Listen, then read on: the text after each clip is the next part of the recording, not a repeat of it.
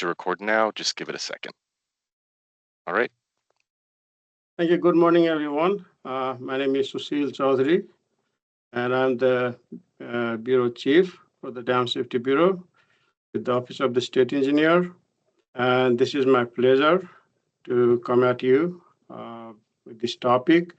This is a very important topic, to talk about. Wildfires have been there, and we know, but lately we have started feeling or seeing the impacts of those wildfires on dams, and we felt that this is an important topic to really talk about and look around the state and see what is happening. Next slide. So the outline, we'll be talking about the wildfires. We normally don't talk about the wildfires related to the dams, but that's what we are going to do today, especially focused on dams. The other aspects of the wildfires, as Aaron mentioned, will be discussed on subsequent presentations in the next presentations in the webinar series. And then we'll talk about preparedness, like what can be done and how these impacts can be mitigated. Next slide. So talking about the wildfires, this map comes from the New Mexico Fire Bureau, New Mexico ENMFirebureau.org. This shows you the footprint of all the wildfires since 1950. And you can look around the state and you see all over the place, all over the state. You can see where Santa Fe is,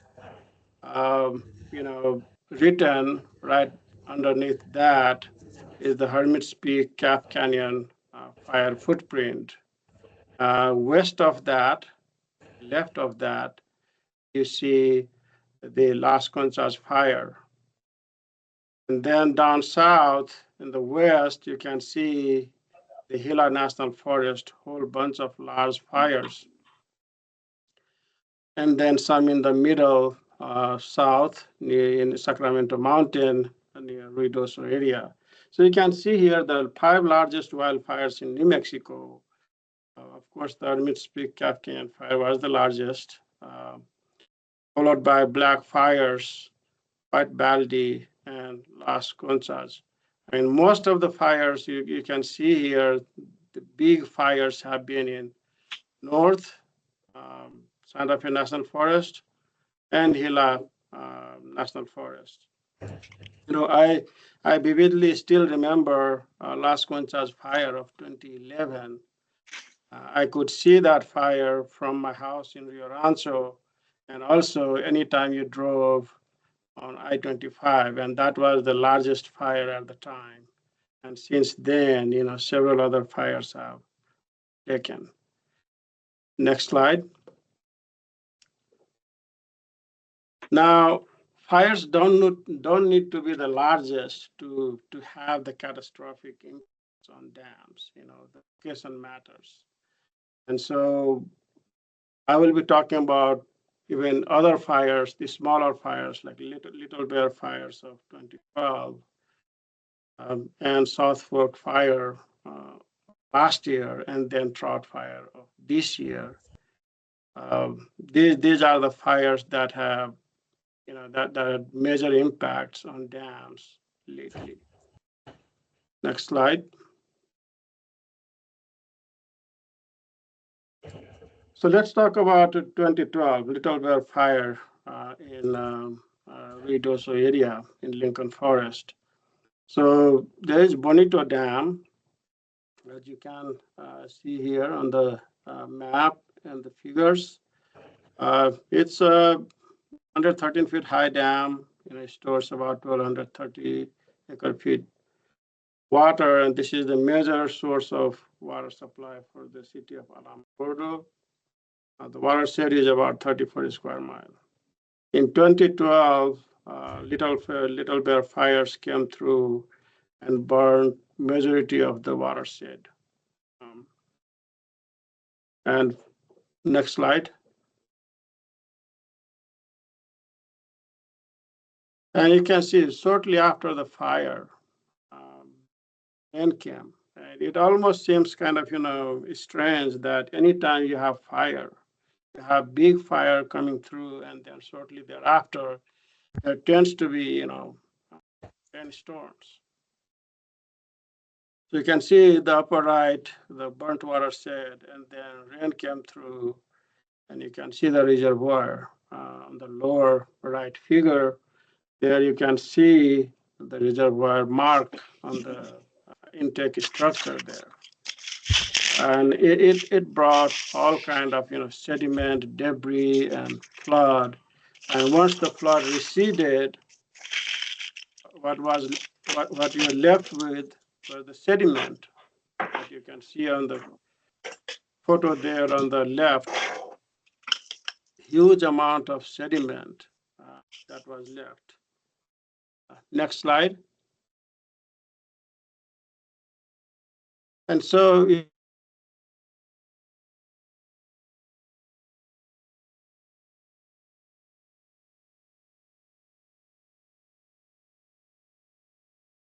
Shashil, it looks like you got muted there for just a second. Apologies.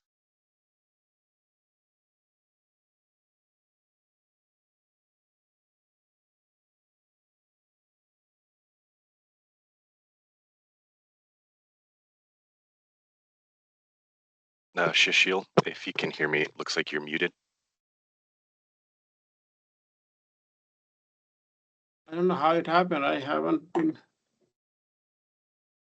Was I muted for a long time? Just for about 5 seconds. Okay. Sorry about that. However, that happened. But about 400 acre feet of sediment, which is equivalent to 600 cubic yards, was attributed to the fire. The reservoir was immediately out of service, and and you can imagine loss of water supply source, also loss of recreational opportunity. Bonito Reservoir is kind of Bonito Lake is very popular for recreational activities. And then it took many years, in fact, 11 years and multiple sources of funding, including FEMA and state and many others, to really remove all that sediment and address other issues of the dam and bring it back in service. So that has been done. The reservoir is now back in service since 2023, but it took 11 years to bring back the reservoir into service.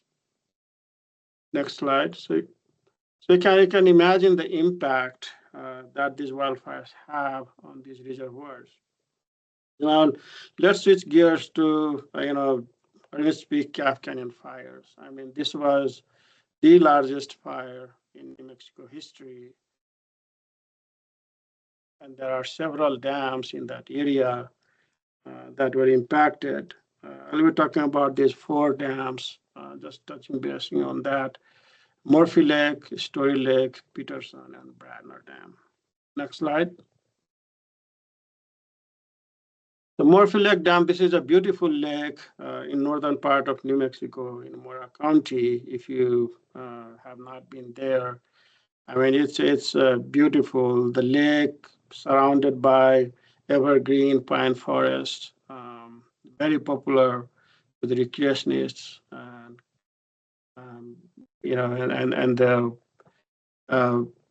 fishing folks and others, and then this fire happened, and you can see the most of the pine forest is gone.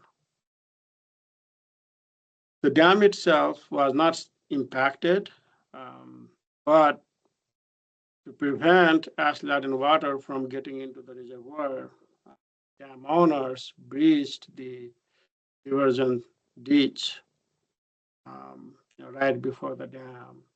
and that caused significant issues, caused some erosion around and in the downstream area of the dam and also near the outlet discharge. So this has a very small watershed. Um, Most of the impacts were averted in this case, but you can see the potential. Next slide. Story Lake Dam.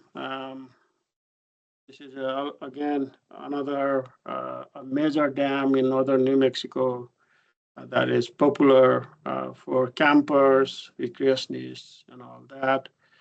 The dam itself diverts water from Gainas River through diversion ditch. So anytime it rained, a lot of sediment, ash-laden water came through Gainas River through ditch into this reservoir, and there were multiple attempts made to stop diversion of that ash-laden water into the reservoir. And the dam itself was not impacted in this case. Next slide. And then you have Peterson and Bradner. So the Peterson Dam on the left and the Bradner on the right. These two reservoirs are the major source of water for city of Las Vegas.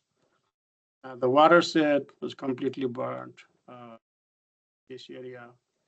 And both of these reservoirs have diversion dam at the upstream end and diversion ditch around the reservoir to divert unwanted dirty water to keep the reservoir clean and go with,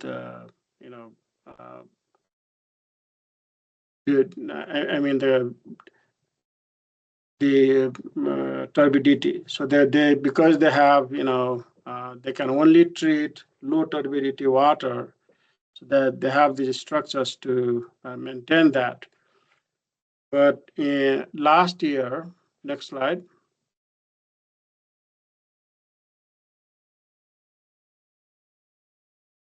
So last year, there was a storm that came through and overwhelmed the diversion dam upstream of the Peterson Dam and also breached the diversion ditch. So the upper right photo you can see there is a breached diversion ditch that brought in all the sediment, ash-laden water into Peterson Dam. And not only that, the dam overtopped by 2 feet. Good thing here is that this is a concrete dam. It's designed to overtop without any issues up to certain overtopping depth, and 2 feet happens to be under that. So the dam itself didn't suffer much damage. There were some, minor sloughing, basically cleaned up the dam. But there was huge worry on part of the city that many people thought the dam might go, and and there was a evacuation order below the dam. Next slide.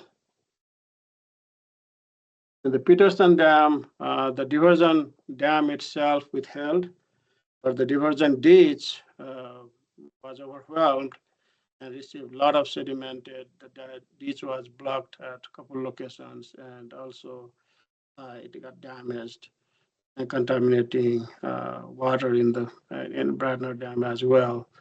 And then the water treatment plant sits right below Bradner Dam at the foothill and received a lot of the flooding from the mountain as well as the ditch, breached ditch, and overwhelmed, flooded the treatment plant area. So the lower photo there, you can see the sludge pond area that got overwhelmed and completely filled with sediment and debris. And they had to shut down the water treatment plant. And, you might remember that, the city of Las Vegas had to shut down the city for several days and they were providing bottled water. They couldn't treat water. It took quite a while for them to kind of bring back the water treatment plant online. Next slide. So you can see the impacts. You see, um, now moving on to last year's South Fork fire in Lincoln County near Ruidoso. We talked about Little Bear Fire. You can see there is Little Bear Fire on the written there, the footprint of that on the upper left, and then South Fork Fire. So some of the footprints, some of the area might have been hit twice or multiple times. There have been so many fires in Ruidoso area. The Alto Lake Dam has about 12 square miles.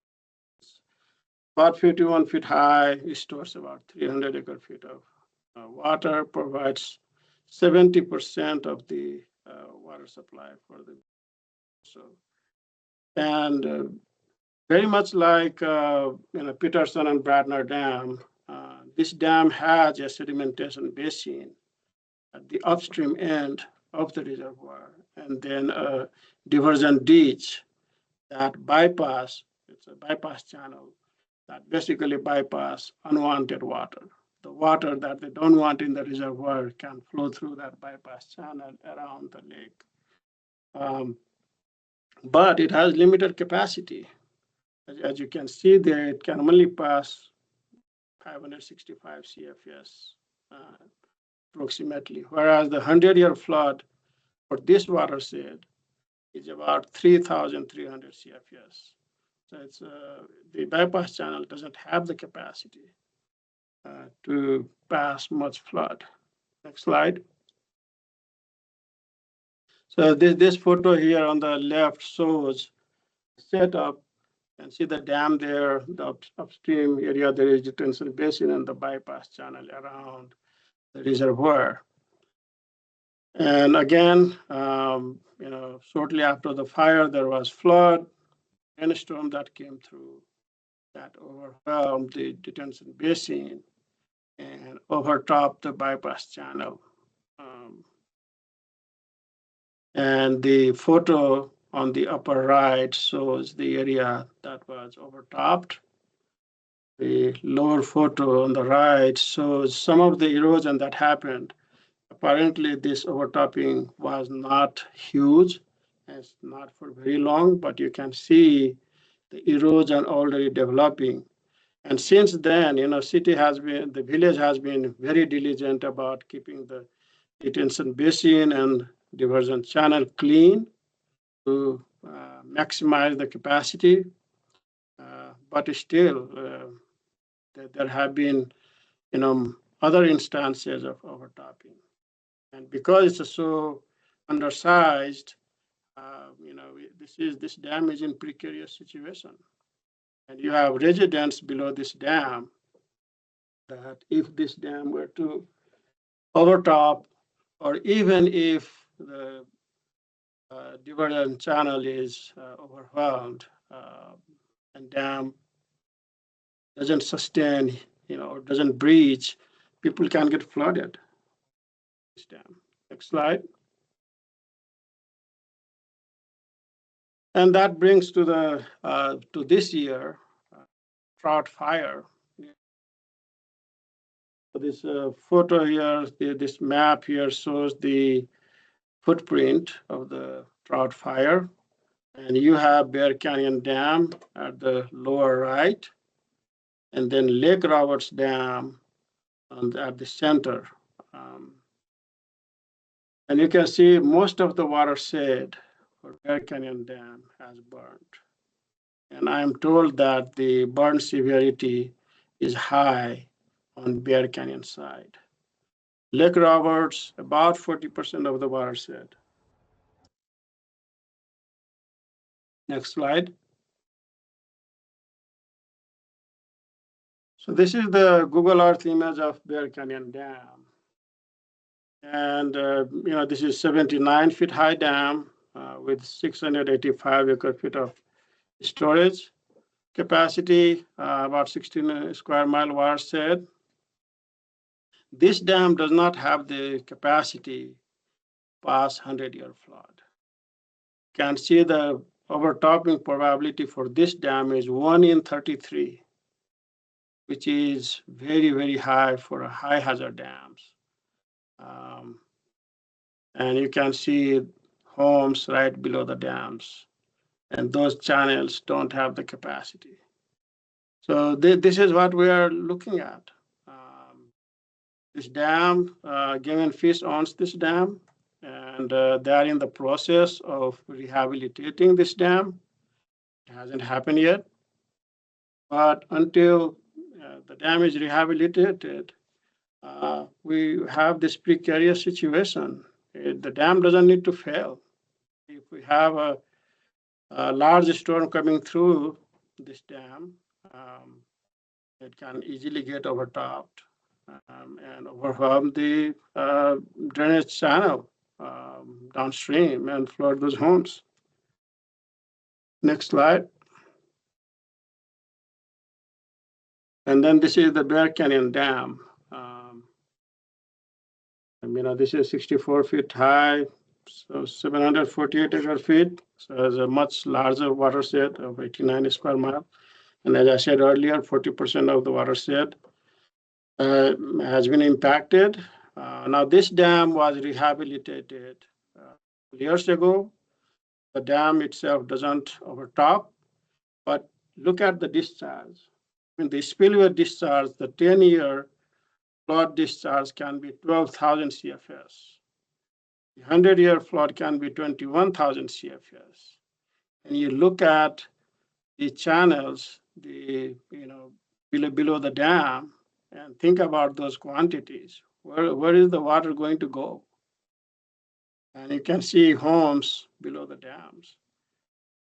And so if the dam, like I said, dam doesn't need to fail in this case. Even the spillway discharge can flood people downstream. Slide.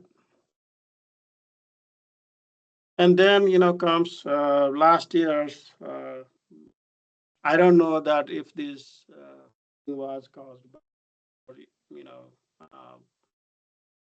wildfires, or we can, attribute this flooding to the wildfire. But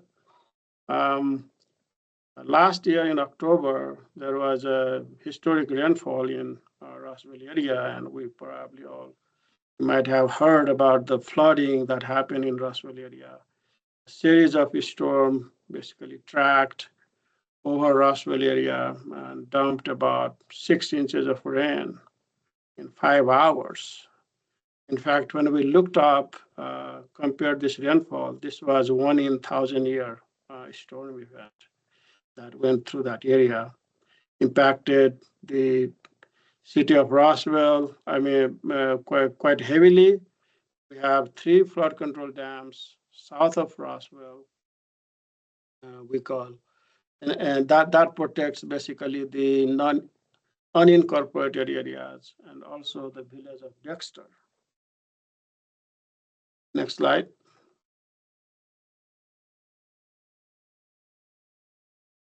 And so this is the Juba Draw Site 1, locally known as 13-Mile Draw Dam. This dam was overwhelmed.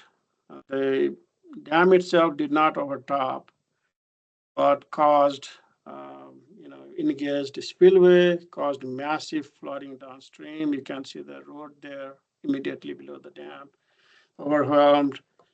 See the erosion on the spillway. As deep as 8 feet of erosion, it came very close to breaching the reservoir. Lucky that, we still had some channel left upstream before it breached the reservoir. Next slide. And this is the second dam, directly south of the first one.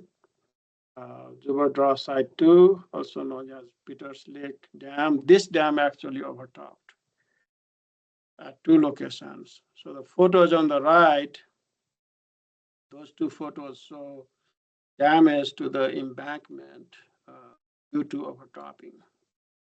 And the small photo on the left shows the damage to the spillway. Um, Again, this dam, if the overtopping or flow through the spillway had lasted a little bit longer, have lost this dam.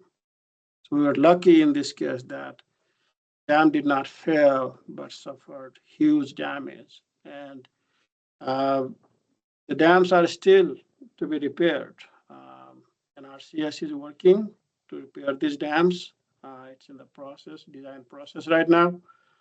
But until the repair happens, we have this precarious situation. Next slide.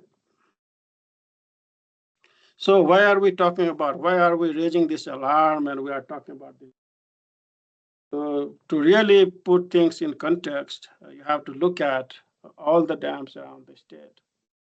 And we have about 404 dams, jurisdictional size dams in New Mexico, and out of that, about 75% of those, 291 dams are in state jurisdictions, and the red dots there on the map there on the left, all those red colors shows the dams that are in poor and unsatisfactory condition. The diamond shape shows the high hazard dams. The square shape shows significant hazard, and the circles low hazard. So you can see that by the color, number of dams that are in poor or unsatisfactory condition. That's in fact about 65% of the dams in our jurisdiction.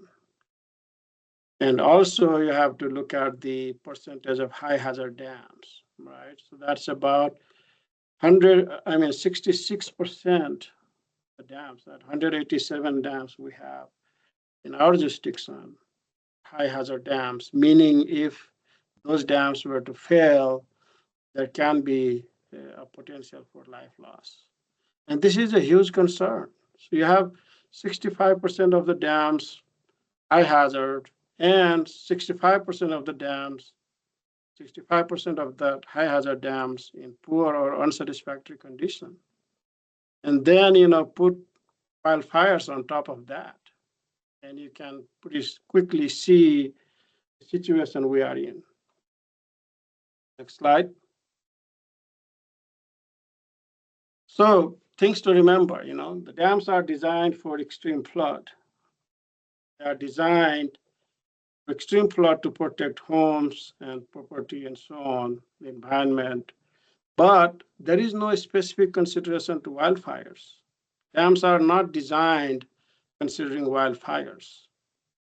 So keep that in mind. I mean, the belief is that, if you design for extreme storm events, that will perhaps take care. But it's not, there is no specific consideration dam design. Wildfire impacts are not uniform. Like there are many factors that impact severity, watershed characteristics, and how quickly the watershed recover and all that. And I'm sure the other presentations in this series will talk about some of that. Runoff increases significantly, as high as or even higher than 10 times over normal. So you can imagine if you factor in 10-year storm can produce as much runoff as 100-year storm. It's a huge. And watershed recovery can take a long time. Nobody has a crystal ball, whether it will be 5 years, 10 years, 15 years, how long it's going to take for the watershed to recover. And even when there is recovery, do we believe everything will go back to what it was before the fire? Chances are not.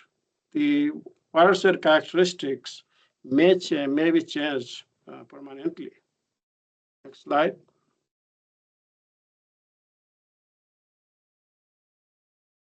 So even small, more frequent storms can have extensive impacts on dams. And as we saw in case of Bonito Dam and Person, and it can bring a lot of sediment, debris. It can impact the operation of the dam itself and can cause even overtopping and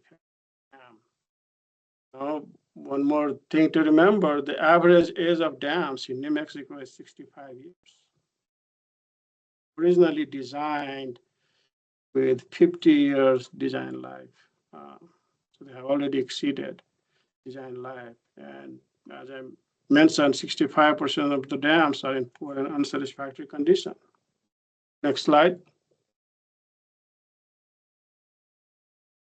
So the disaster mitigation response, when there is wildfire, the disaster is declared by the state and federal governments to release state and federal resources. New Mexico Department of Homeland Security and Emergency Management leads the state response and coordinates with the state and federal agencies. And they pull in various state agencies, including Department of Transportation, Environment Department, Department of Health, EMNERD, of course, the Department of Finance Authority, and Dam Safety Bureau. We are also pulled into the disaster response. And there may be others. The federal agency side, you have Army Corps of Engineers, Natural Resources Conservation Service, National Weather Service, Department of Agriculture, Forest Service, Fish and Wildlife, and so on. Like all these agencies, multi-agency coordination that go into responding to disaster. On the USGS and the Army Corps of Engineers and Natural Resources Conservation Service, they play a major role in flood mitigation. They bring federal dollars with their assistance. Now, one thing I want to point out here that this is great, and any help that come, we appreciate. I think I just want to point out here that there needs to be, if there were a better coordination by the Army Corps of Engineers and Natural Resources Conservation Service with Office of the State Engineer, would be wonderful, because many times these responses come in, projects are done, and then a lot of the structures that are constructed that are left behind that last much longer than the original intention, and we left dealing with them. Next slide. So preparedness. How can we prepare for these disasters? So there is it's a difficult to predict wildfire, right? Let's face it. It's not totally in our control, even though there are things that can be done. But preparedness is within our control. Can be prepared. So local, state, and emergency managers and Department of Security lead the effort. Right? They prepare for emergency responses. Not just the flooding, but all hazards, and enables the local and state emergency managers to respond quickly. Right? For potential flood disaster involving dams, there is an emergency action plans for high and significant hazard dams. So many of you may or may not know that high and significant hazard dams are required to develop emergency action plans. And local and state emergency managers and dam owners should have copies of the emergency action plans. Next slide. And so the emergency action plans basically has components that help with the response with emergencies. It can help determine the level of emergency, what level of emergency is happening at the dam, what level of response is required, provides inundation maps and evacuation maps in some cases. It also has notification charts with all the contact names and numbers that can be called up during emergencies. And it also helps with monitoring and various mitigation measures. So there's a lot of good elements in emergency action plans that local emergency managers can use in their response plans. And I would advise the emergency managers that are in the webinar today to kind of take a look at these documents and see what can be useful for your own plan, and either use this document as it is, or you know take the information from the emergency action plan and incorporate into your own plan. Next slide. But these emergency action plans need to be exercised, and this is the key, right? So you can have a plan, and if you don't exercise that plan, how good is that plan? So there are various levels of exercises. You can have seminars, workshops, tabletops, all the way to full scale exercise. Now in emergency action plans for dams, regulations require two types: tabletop exercise every 2 to 3 years, and functional exercise every 5 years. So this is really important to have this exercise. Reality is that we are having difficulties with dam owners exercising their emergency action plans. So it's something to keep in mind for the dam owners, emergency managers, that if the emergency action plans that you have in yourself are not getting exercised, please talk to the dam owners or talk to the emergency managers, talk to us. Let's exercise these emergency action plans and keep it updated, keep all the contacts current and so on, so that the emergency plan can work during emergencies. Next slide. So steps to take post-fire. That's some of the summaries. Next slide.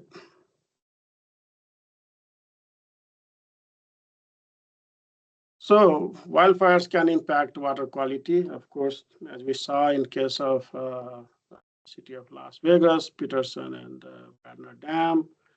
They couldn't treat water for weeks. That was a major impact. Wildfire can bring debris mudslides, and also cause increased flood severity, as we saw. The flooding can spike, and can increase as many times as 10 times or even higher in some cases. Makes loss of vegetation, hydrophobic soils, and so on. And it can damage infrastructure downstream area. Next slide. So the risk reduction steps, once there is wildfire, things that can be done is, immediately review the inundation maps that are in the emergency action plans. Check your stockpile of materials nearby, wherever you are keeping them, and make sure that you have all the suppliers and everyone, all the contacts are current, so they can be utilized when necessary. And collaborate with others, like local emergency managers, state agencies, dam safety, us, and others, and exercise the emergency action plans. Be ready. There is an emergency. Be ready that you are able to activate the emergency action plans and respond. It's funny that in case of Peterson Bradner Dam, when the Peterson Dam has overtopping, there was no activation of emergency action plans. And people are not prepared. In case of the Zuberdross site dam flooding in Rossville area, they had emergency action plan in the books. They never activated those emergency action plans. They were so overwhelmed with flooding in that entire area that nobody thought about emergency action plan. So, you can have plans, but if you don't exercise, then it's no good. And that's the importance here, that you have to exercise. You have to keep looking at that document and keep it current. Next slide. So this is my last slide. So, you can see here the graph on the left shows, the dam failures by year. And this comes from the National Performance of Dams program at the Stanford University. So what this shows you is the number of dams that have failed in US by year. And you can see the trend. The dam failures are not slowing down. On average, about 10 dams fail in the US every year. And this will continue, likely, because of the age of the dams and the lack of funding to fix all those dams. The good thing is on the right, the graphics on the right that shows you number of fatalities by year that were associated with failures shown on the left. And you can see that, in the past, we had dam failures that had huge fatalities, huge number of fatalities. And that has somewhat, come down. And we are doing a better job now that, if you have a good plan, good emergency action plan, good emergency response, you can reduce the number of fatalities. You can have dam failure. We may not be able to prevent dam failure, but we can prevent loss of life. Right? So the objective is to basically prevent any life loss, even if dam failure cannot be prevented. So hopefully, if we all do our part and, and keep these emergency action plans updated and exercised, hopefully we will keep it that way. Next slide. And that's about it. So that's the main message here, that, these wildfires have really been impacting dams, especially last couple of years, and things may not get any better anytime soon. But there are things that we can do to be prepared and prevent loss of life. With that, we can answer any questions.